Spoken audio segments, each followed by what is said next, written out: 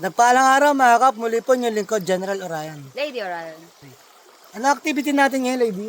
Samahan niyo po kaming i-update kayo sa aming mga hito. Tara, sama kayo. Yan mga kap, puntahan nga natin ang ating mga baby hito na kung saan ma-update namin kayo kung ano bang ginagawa namin na proseso.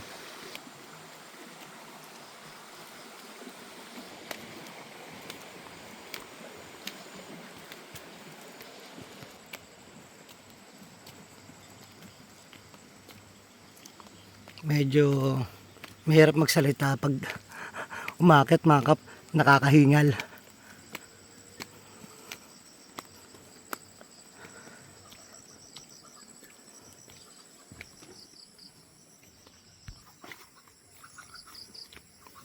So nandito na nga tayo mga kap.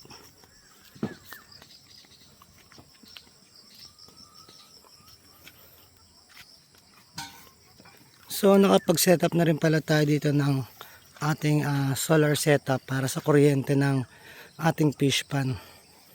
So yung mga kambing muna natin, dito na muna sila kumakain sa paligid sa first perimeter.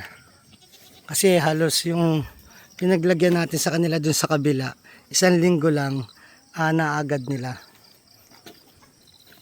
Dito nga may kita nyo mga kap, nilagay natin yung tatlong 550 watts na solar panel na kung saan nakakonekta siya dito sa setup natin. Ito yung nakaraan na inassemble natin na 300 Ah na 12 volts na kung saan ito yung ginagamit natin kuryente dito. Meron tayong ilaw, ayun. Tapos ito rin yung ginagamit natin as a water pump. So isasaksak ni Rodel para ipakita kung gumagana ating water pump or oxygen.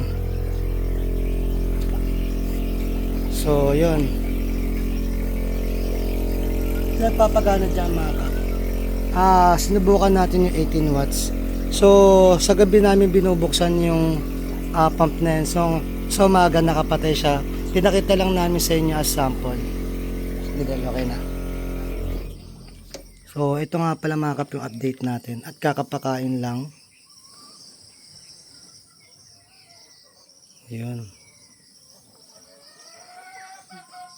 Bali mga kap, bali ito yung kinuha natin sa labas na to Del. Itong mga water lily at saka mga kangkong para ilagay natin sila sa parang nature nila. Bali mga kap, may yan. May mga lupa rin sa loob na nilagyan din namin ng lupa. Para sila nasa nature nila. Kasi yung lupa rin na nilalagay namin dyan, may kasama na rin plankton yan mga kap.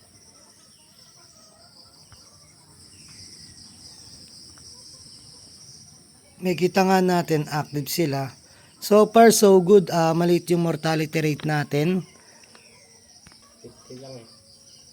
So wala pang kahit 5% wala pa yung mortality rate. Yan. Sa gabi nakabukas daw na Del.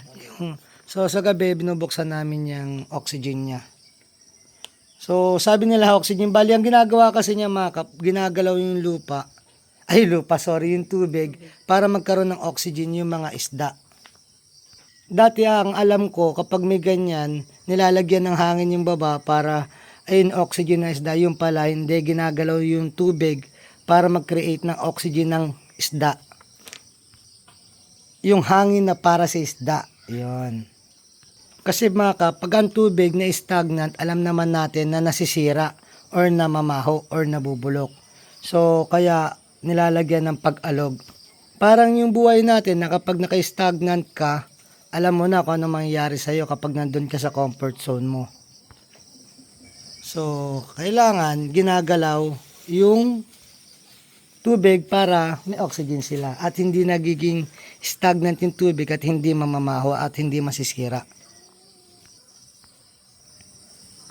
So, yan mga kap yung update natin. Active sila ngayon, nagkakain. So, sa susunod na update namin dito mga kap, ipapakita namin sa inyo kapag bagong magpapakain kami. Kasi kung talaga susundan natin.